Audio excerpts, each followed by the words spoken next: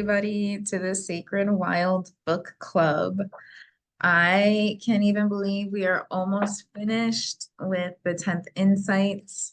And oh, what a journey it has been. This is the second book in the Celestine Prophecy series, and we are going to be venturing into the next book, which I'm super excited about, called The Secret of Shambhala. When we're done with this, I would say there's maybe two different one, maybe we'll get through it today. We'll see.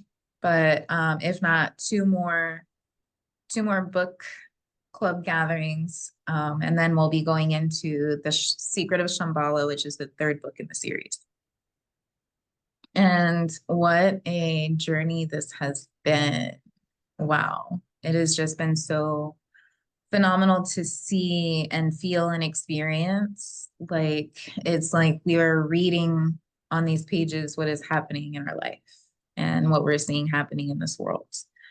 And so what a gift to be able to journey into this adventure. So I'm trying to remember where we were. And I can't quite remember exactly where we were on the page. I have the page, so I'm just going to start at the top. And as always, jump in if anything calls to you or sparks in you. Don't hesitate to just like jump right in and start conversation.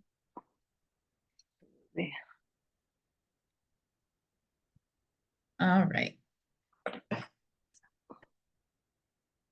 Similarly, we observed the environmental practices of governments themselves being exposed, especially regarding policies toward public lands.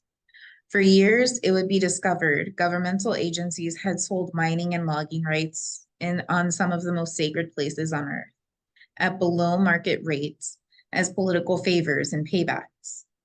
Majestic cathedral forests belonging to the public had been unbelievably pillaged and clear-cut in the name of proper forest management, as though planting rows of pine trees would replace the diversity of life and energies inherent in a hardwood forest that had matured for centuries. Yet, it would be the emerging spiritual awareness that would finally force an end to such disgrace.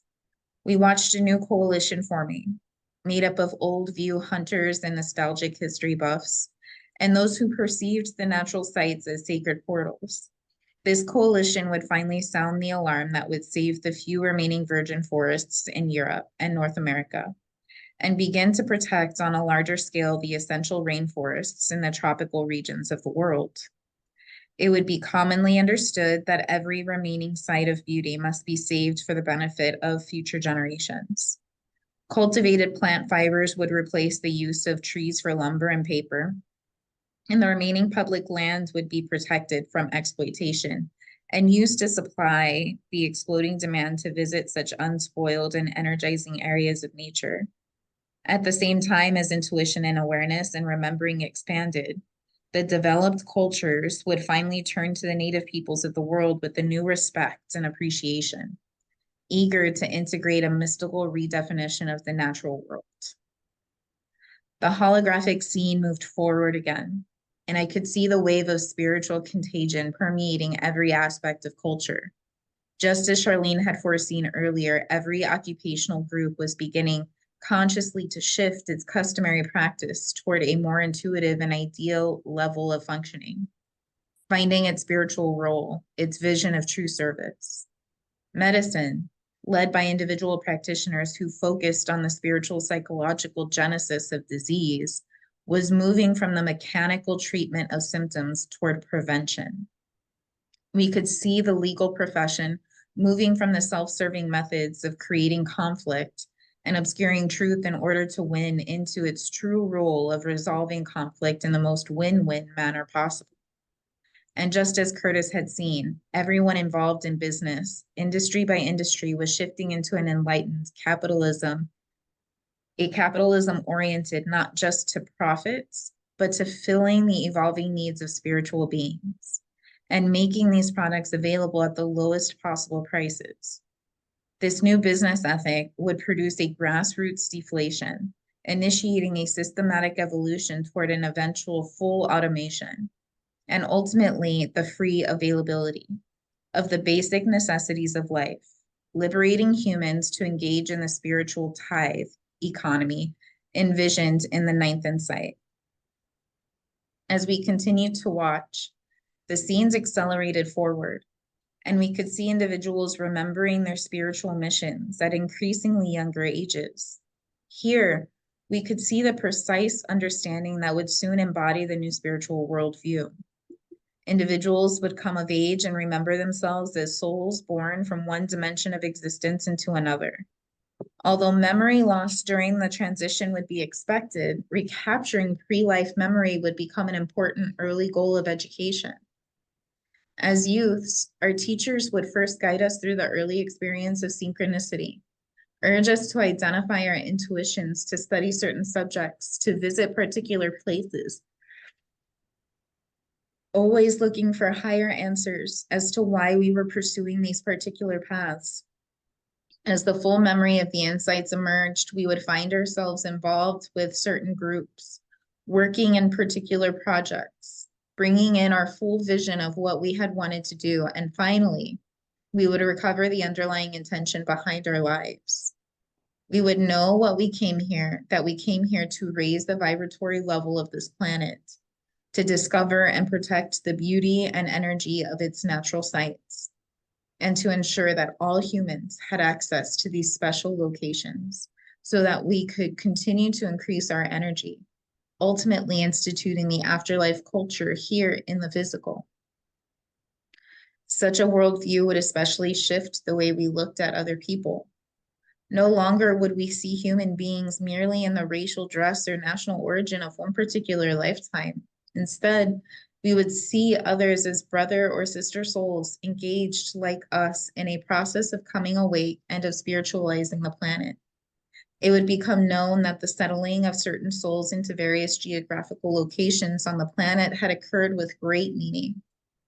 Each nation was, in fact, an enclave of specific spiritual information, shared and modeled by its citizens, information waiting to be learned and integrated. As I watched the future unfold, I could see that a world political unity envisioned by so many was finally being achieved, not by forcing all nations into subservience to one political body, but rather through a grassroots acknowledgement of our spiritual similarities, while treasuring our local autonomy and cultural differences. As with individuals interacting in a group, each member of the family of nations was being recognized for this culture truth represented to the world at large. Before us, we saw Earth's political struggles, so often violent, shifting into a war of words. As the tide of remembrance continued to sweep the planet, all humans began to understand that our destiny was to discuss and compare the perspectives of our relative religions and, while honoring the best of their individual doctrines at the personal level, ultimately to see that each religion supplemented the others and to integrate them into a synthesized global spirituality. We could see clearly that these dialogues would result in the rebuilding of a grand temple in Jerusalem, jointly occupied by all the major religions: Jewish, Christian, Islamic, Eastern, even the de facto religion of secular idealism, represented by those economic enclaves in China and Europe who thought primarily in terms of pantheistic economic utopia. Here, ultimate spiritual perspective would be debated and discussed. And in this war of words and energy, at first the Islamic and the Jewish perspectives would hold center stage.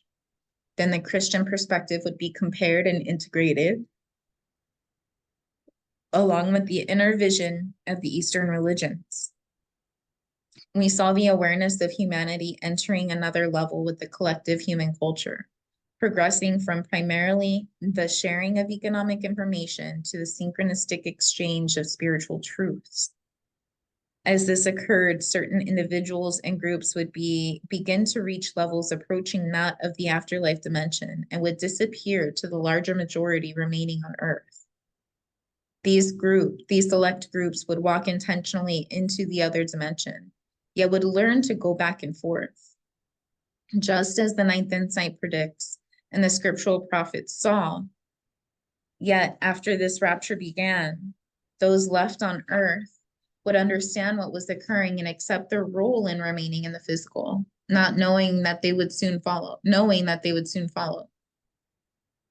Now it was time for the secular idealists to proclaim their truths on the temple steps. At first, their energetic thrust into Jerusalem would come from Europe, with its primarily secular vision, with one strong leader proclaiming the spiritual importance of secular matters. This perspective would be met strongly by the determined otherworldly spiritualisms of the Muslims and the Christians. But then this conflict of energy would be mediated and later synthesized into one by the inner spiritual emphasis of the Eastern perspective. By then, the last attempts of the controllers, who had once conspired to create a tyrannical society of chips and robots and forced compliance, would have been won over by the contagion of awakening. And this last synthesis would open everyone to the final infusion of the Holy Spirit. We saw clearly that through this Middle Eastern dialogue of energy integration, history had fulfilled the scriptural prophecies in a symbolic and verbal manner, avoiding the physical apocalypse expected by the literalists. Suddenly, our focus shifted to the afterlife dimension. And here we could see with great clarity that our intention all along was not merely to create a new earth, but a new heaven as well. We watched as the effect of the world vision, remembrance, transforms not only the physical dimension, but also the afterlife. During the raptures on earth, the soul groups would also have been rapturing toward the physical, completing the transfer of energy into the expanded physical dimension. Here, the full reality of what was happening in the historical process became apparent. From the beginning of time, as our memory opened, energy and knowledge had systematically moved from the afterlife dimension into the physical. At first, the soul groups in the afterlife had borne full responsibility for maintaining the intention and envisioning the future, helping us to recall what we wanted to do, giving us energy. Then, as consciousness on Earth progressed and the population increased, the balance of energy and responsibility had slowly shifted toward the physical dimension, until at this point in history, when enough energy had shifted and the world vision was being remembered, the full power and responsibility for believing and creating the intended future would be shifting from the afterlife to the souls on Earth, to the newly forming groups, to us. At this point, we have to carry the intent. And that's why it now fell to us to resolve the polarization and to help shift the particular individuals right here in this valley who were still caught in fear and who felt justified in manipulating the economy for their own purposes, justified in seizing control of the future. At exactly the same time, all four of us glanced at each other in the darkness, the hologram still surrounding us, the soul group still merged in the background, glowing brightly. Then I noticed a huge hawk fly onto a limb 10 feet above the group and gaze down at us. Beneath it, less than 5 feet away, a rabbit hopped to within 3 feet of my right elbow and stopped, followed seconds later by a bobcat who sat directly beside it. What was happening? Abruptly, a silent vibration tingled my solar plexus. The experiment had been reactivated. "Look over there," Curtis yelled. 50 yards away, barely distinguishable in the moonlight, was a narrow fissure, shaking the bushes and small trees, extending slowly in our direction. I looked at the others. "It's up to us now," Maya shouted. "We have enough of the vision now. We can stop them." Before we could act, the earth under us shook violently and the fissures accelerated toward us. Simultaneously, several vehicles pulled to a stop in the underbrush, the lights shining through fuzzy silhouettes made by the trees and dust. Unafraid, I maintained my energy and focused again on the hologram. The vision will stop them, Maya yelled again. Don't let the vision go. Hold it. Embracing the image of the future before us, I again felt the group martial energy toward Feynman, as if holding our intention like a giant wall against his intrusion, imaging his group being pushed back by the energy, fleeing in terror. I glanced at the crevice still racing toward us, confident it would stop soon. It accelerated instead. Another tree fell, then another. As it sped into the group, I lost my concentration and rolled backward, choking on the dust. It's still not working, I heard Curtis yell. I felt as if it was all happening again. Up this way, I shouted, struggling to see in the sudden darkness. As I ran, I could barely make out the dim outlines of the others. They were veering away from me to the east. I climbed up the stony ridge that formed the left wall of the canyon and didn't stop until I was 100 yards away. Kneeling in the rocks, I looked out into the night. Nothing moved, but I could hear Feynman's men talking at the canyon entrance. Quietly, I made my way further up the slope, angling northwest, still watching carefully for any signs of the others. Finally, I found a way to climb down to the canyon floor again. Still no movement anywhere. Then, as I began to walk north again, someone suddenly grabbed me from behind. What? I yelled. Shh, a voice whispered. Be quiet, it's David.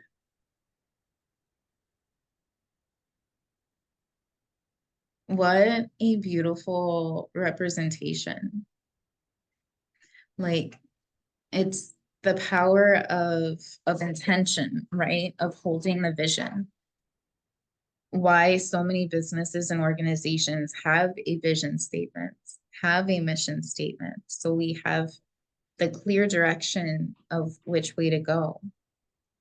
And that's not to say that that's exactly where we're going to end up or that it's going to look exactly the way in which we vision, but it's more of like a guide, an energetic guide, aligning with the energy of that feeling and allowing that to express. But it's also something that I've noticed as well, like as I bring my energy more into alignment, then it's not that the combative energies don't exist. It's that I have a different relationship with them.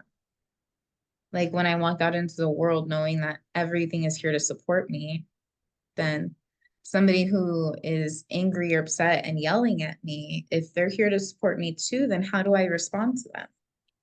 And then in turn, that response then shifts their attitude and their, approach to the situation or experience. But sometimes it's really hard, like as they were describing of like, hold the vision, and trees falling and fissures cracking and all of that. It reminds me of like the journey with me and my ex-husband after my divorce. Because I had this vision, though I hadn't had a model of it being real. I had never seen this work with other families before. And it was just from a meme that I saw on Facebook. And it's where, they're at a soccer game, right? And you have the kid standing on the sideline and on one side wearing the jersey. And then on one side it says mom and stepdad, and on the other side it says dad and stepmom. And they were all there like supporting, all there with the child and supporting them. And like that's the vision that I had. And I had never seen anything like that with any other family, but I knew that that's what was real. I knew that that could happen, that we could all work together and be there to support the kid. But for 5 years, I had to hold that vision, even though everything around me was saying that it couldn't happen. It wasn't real. Even though my ex-husband was angry and rude and just mean and all the things. And even though I still hadn't seen any representation of that in any other family, but I was able to hold that vision. And now here we are. We get to live it. And I think that's real with anything else, right? being able to be so certain and embrace the vision that you have of what life could be, and holding that vision even though the world around you tells you otherwise. You don't have any proof, right? That's faith, is belief without proof. And just holding that vision and just being so certain. And I think that's the other piece too, is like there's things in this life where I'm like, I don't know, maybe, and that indecisiveness is telling me that that's not the right thing for me. It's the full fuck yes, right? When there's that full fuck yes, there's no question. And that's when it's not hard to hold the vision. It's not hard to, like with the fire dancing, it wasn't hard for me to practice for an hour or 2 hours a day, 5 or 6 days a week. It wasn't hard for me at all. Going to the gym, no, thank you. But when we find those things that are our full fuck yes, it's the expression of our embodied fullness, right? Then it's a get to instead of a have to. And so choosing from that space, well, does this feel like a have to, or does this feel like a get to? And then going from that, creating a life from that, choosing from that, I think is a really big part. Yeah. Pretty much similar to what I'm going through right now. Yeah. Yes, knows, and yeah. Yeah. It's like you already know. Yeah. You know?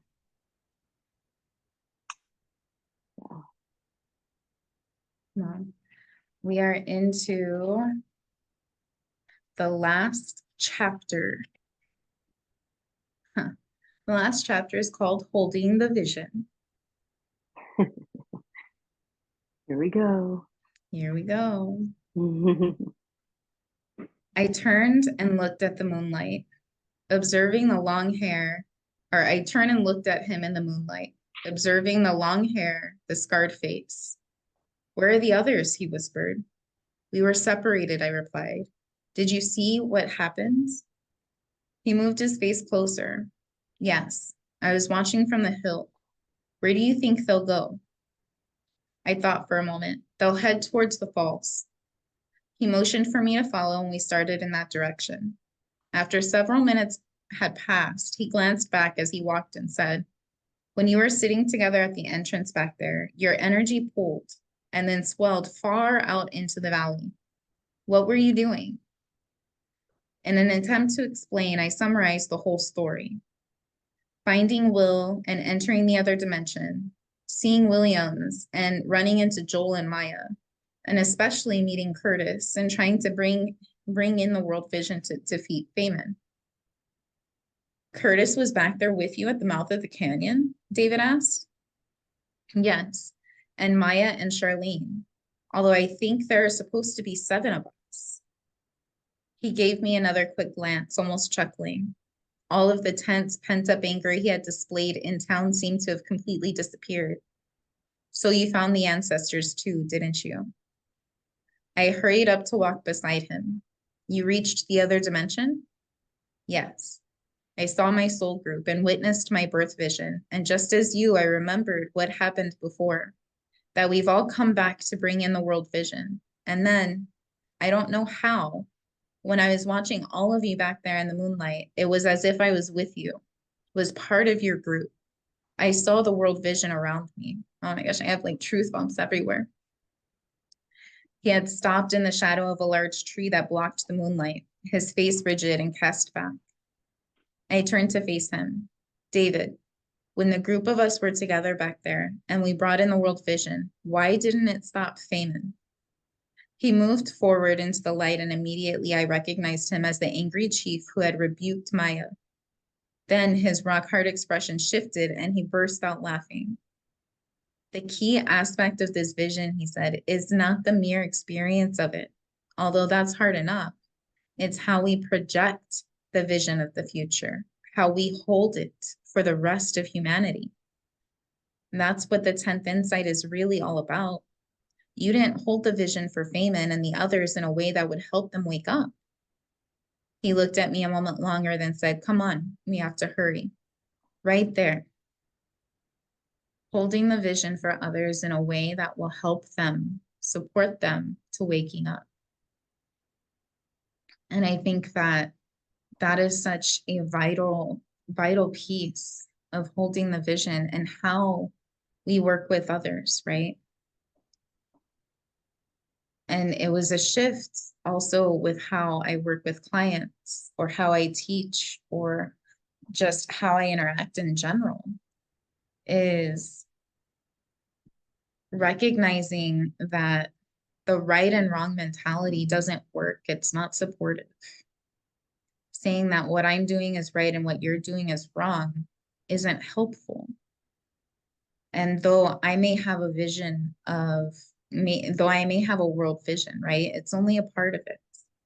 And it's when we come together and bring our different world visions together that we see a bigger piece. And the differences are what allow the expansion of that vision. And so when we're confronted with somebody who is asleep, right? Who doesn't see the vision, who's living in the angst and the anxiety and the not enoughness, offering to them what they're doing wrong or what they could do better doesn't help them. But offering a reflection of the power they hold, acknowledging the strength that they have in doing what they're doing, that helps them. That supports them. And it really is just living from the vision that I hold, living as if that vision that I hold is real, right? The vision that I have of you, and then treating you as that.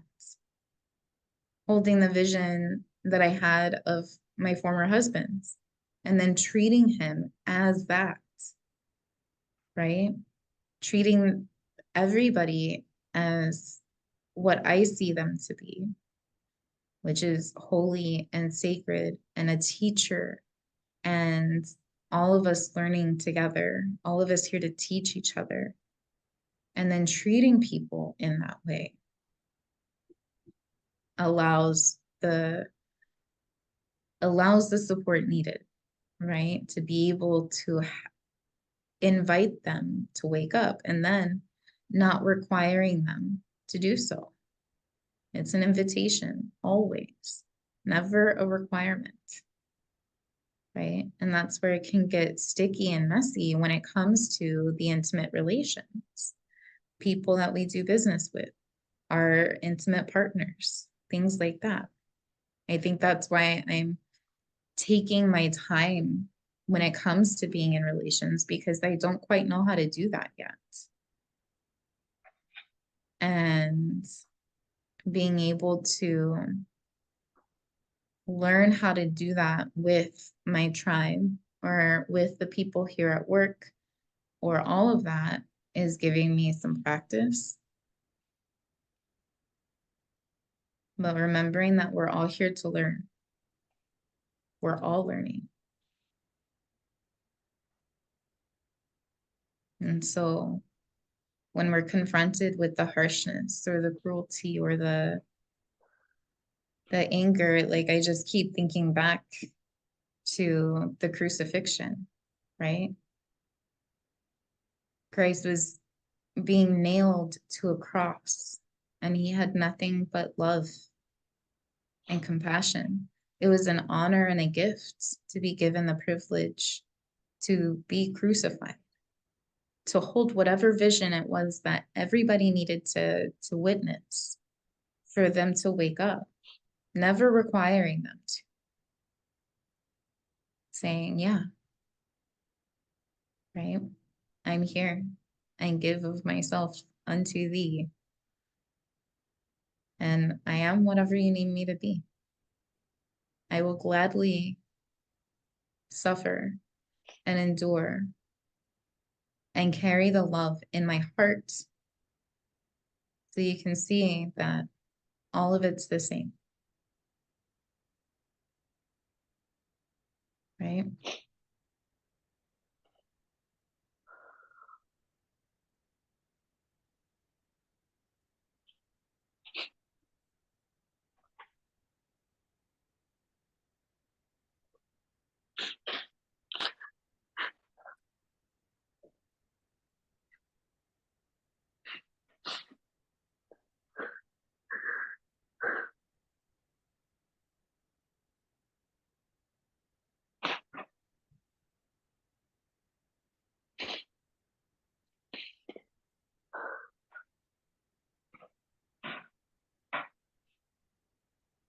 Yeah.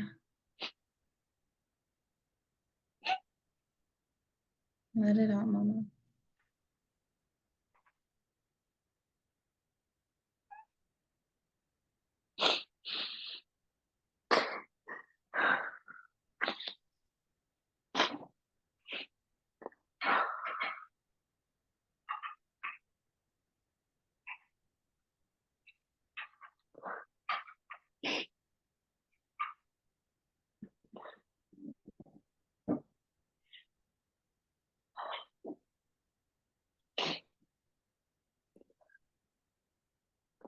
It's so heavy right now. Yeah.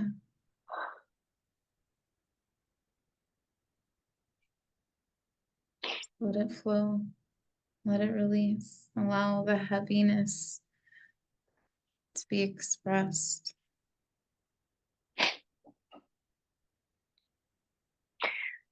How my whole meditation was this morning, was just releasing so much of this. Mm-hmm. So many visions, that I felt was, that's not. And holding that vision.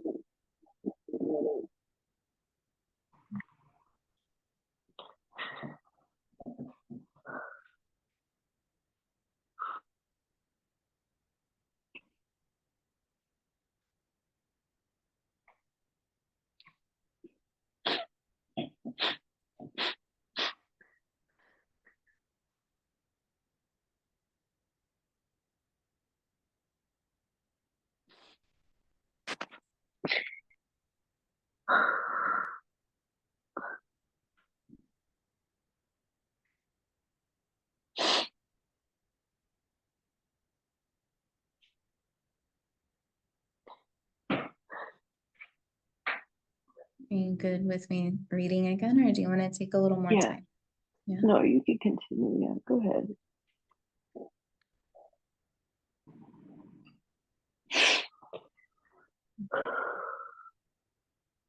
Thank you.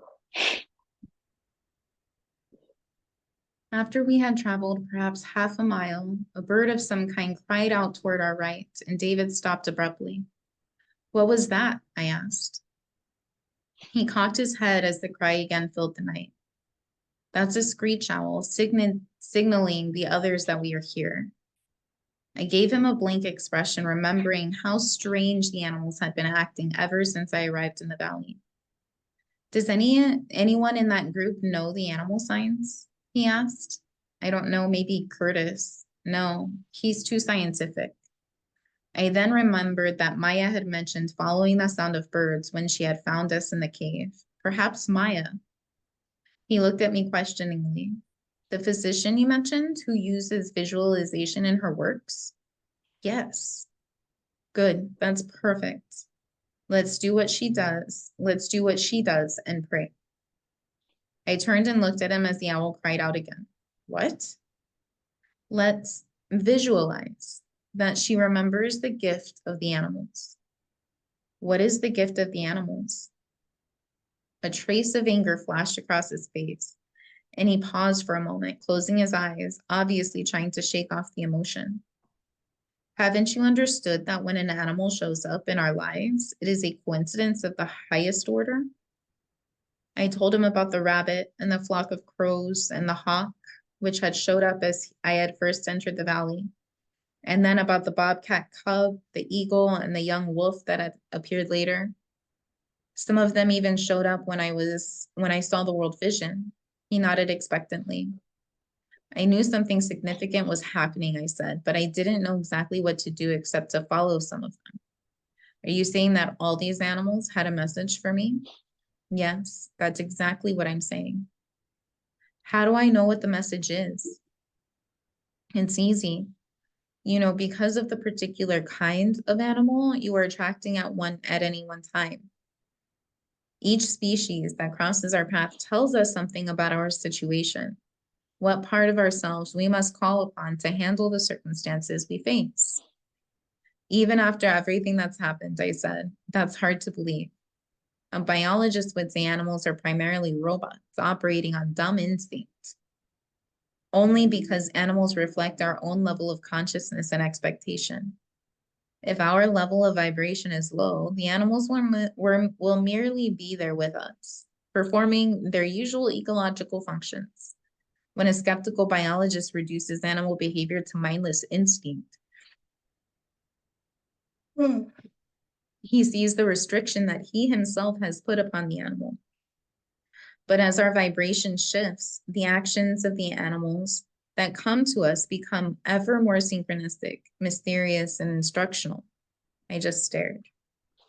Squinting, he said, the hair that you saw was pointing out a direction for you both physically and emotionally. When I talked to you in town, you seemed depressed and fearful, as though you were losing faith in the insight.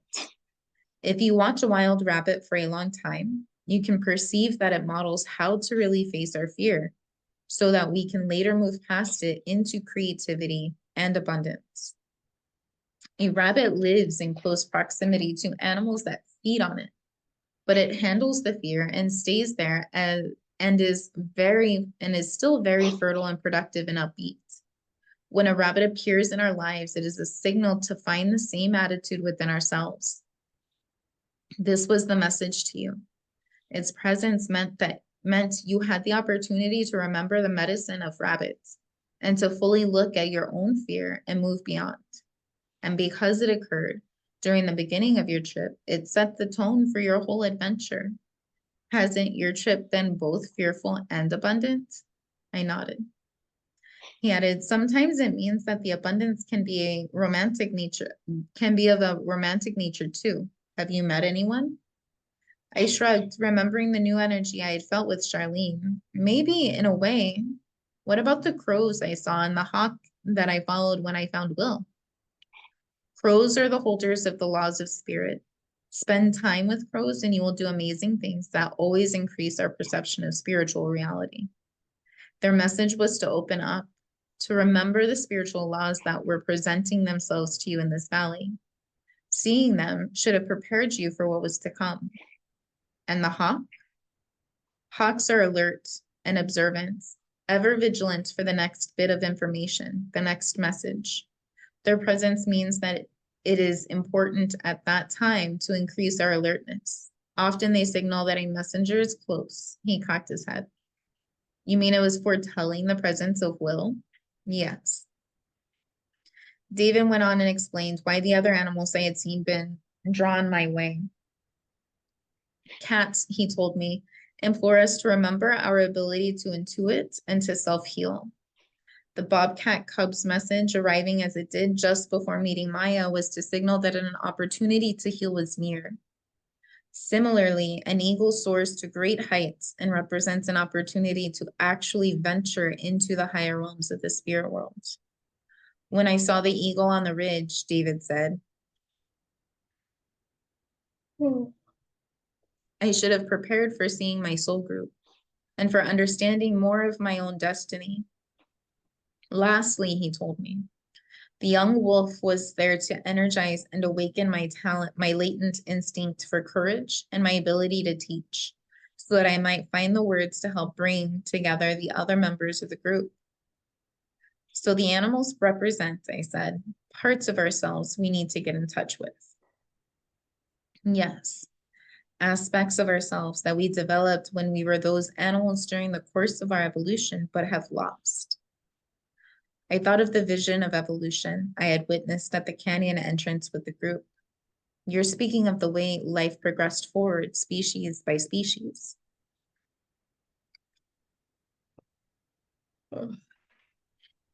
We were there, David continued. Our consciousness moved through each animal as it represented the end point of life's development, and then leaped to the next. We experienced the way each species views the world, which is an important aspect of the complete spiritual consciousness. When a particular animal comes around, that means we are ready to integrate its consciousness into our waking awareness again. And I'll tell you something. There are some species that we aren't even close to catching up with. And that's why it's so important to preserve every life form on this earth. We want them to endure not just because they are part of the balanced ecosphere, but because they represent aspects of ourselves that we are still trying to remember. He paused for a moment, looking out into the night. This is also true of the rich diversity of human thoughts, represented by the various cultures around the planet. None of us knows exactly where the current truth of human evolution resides. Each culture around the world has a slightly different worldview, a particular mode of awareness. Come, Mama. Come here. Mhm. A Sorry, particular, excuse me. no, you're good. I lost my place while I was yawning. Yeah, a particular mode of awareness. And it takes the best of all cultures integrated together to make a more ideal whole. An expression of sadness crossed his face. It's too bad that 400 years had to pass before the real integration of the European and native cultures could begin. Think of what has happened. The Western minds lost touch with the mystery and reduced the magic of the deep woods to lumber and the mystery of wildlife to pretty animals. Urbanization has isolated the great majority of people. So we now think a journey into nature is a stroll on the golf course. Do you realize how few of us have experienced the mysteries of the wilderness? Our national parks represent all that is left of the great cathedral forests and rich plains and high deserts that once characterized this continent. There are too many of us now for the wild areas that still exist. In many parks, there are waiting lists over a year long, and still the politicians seem bent on selling off more and more of the public lands. Most of us are forced to draw from decks of animal cards to see what animal signs are coming into our lives instead of being able to take quests into the truly wild areas of the world to experience the real thing. Suddenly, the screech owl's cry erupted so close that the sound made me jump involuntarily. David was squinting impatiently. Can we pray now? Listen, I said, I don't know what you mean. Do you want to pray or visualize?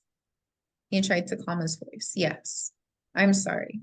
Impatience seems to be a residual emotion I have with you. He took a breath. The 10th insight, learning to have faith in our intuitions, remembering our birth intention, holding the world vision. All of it is about understanding the essence of real prayer. Why does every religious tradition assume a form of prayer? If God is the one, all-knowing, all-powerful God, then why would we have to beseech his help or impel him to do something? Why wouldn't he just set up commandments and covenants and judge us accordingly, taking direct action when he wanted to, not us? Why would we have to ask for his special intervention? The answer is that when we pray in the correct fashion, we are not asking God to do something. God is inspiring us to act in his place, to enact his will on the earth. We are the emissaries of the divine on this planet. True prayer is the method, the visualization that God expects us to use in discerning his will and implementing it in the physical dimension. His kingdom come, his will be done on earth as it is in heaven. In this sense, every thought, every expectation, all of what we visualize happening in the future is a prayer and tends to create that very future. But no thought or desire or fear is as strong as a vision that is in alignment with the divine. That's why bringing in the world vision and holding it is important. So we will know what to pray for, what future to visualize. That reminds me, prayer has been an interesting experience. Like in my relationship to it and my understanding of it. Like thinking that prayer was, kneeling at an altar or whatever the case is. But the truth is that my entire life is the prayer, right? And then we get to take a step back and ask, how am I praying with each conversation we have? That's a prayer. With each email we send, that's a prayer. With each step that we take, that's a prayer. And so then our prayer, right, is our expression of God to God, because we are God, as is everybody and everything else. And so then taking a step back and choosing how to move from there of, okay, well, when I go into this difficult conversation, or when I have to go in and fire this person, or when I have to tell this client that I can't work with them, or whatever it is, like, how would I have that conversation with God? Right. And then also going into the conversation, remembering that that person too is God, whether they remember it or not, like they too are an expression of God, because God is everything, the anger, the hate, the rage, the filth, the all of it, as well as the beauty and the bliss and the, joy and the all, just all the beauty. And so, like, I love that, like that expression of what prayer is.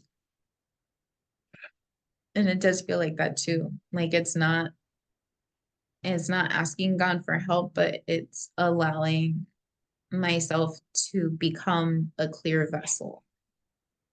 So the, God, universe, spirit can come through me and work through me.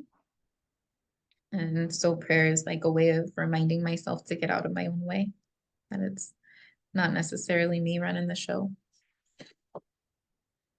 Mm-hmm. It's all in God's hands. It's His plan. I understand, I said. How do we help Maya become aware of the owl? What did she say to do when she talked to you about healing?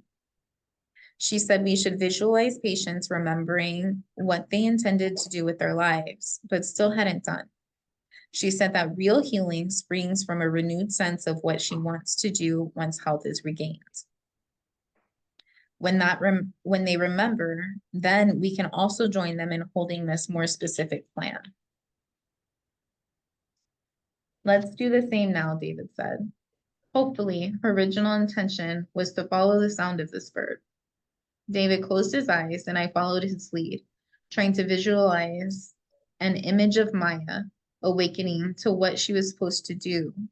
After a few minutes, I opened my eyes and David was staring at me. The owl screamed again right above our heads. Let's go.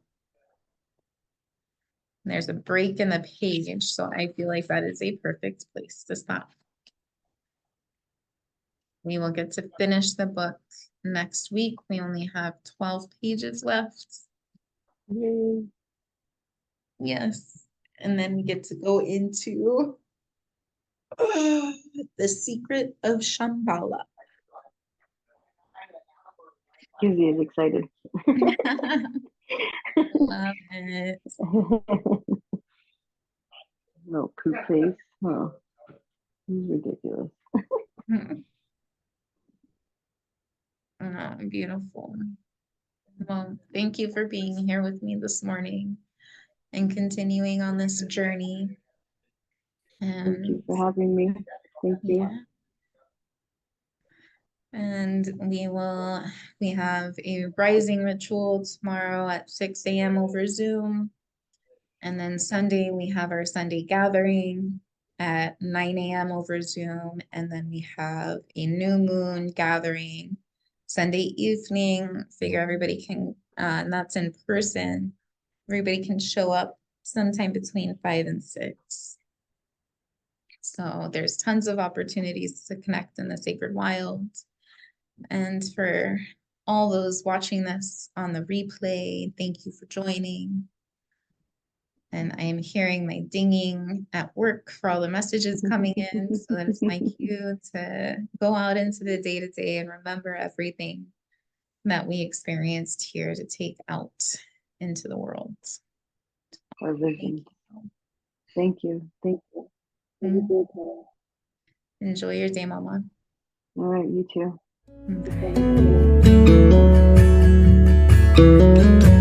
Bye.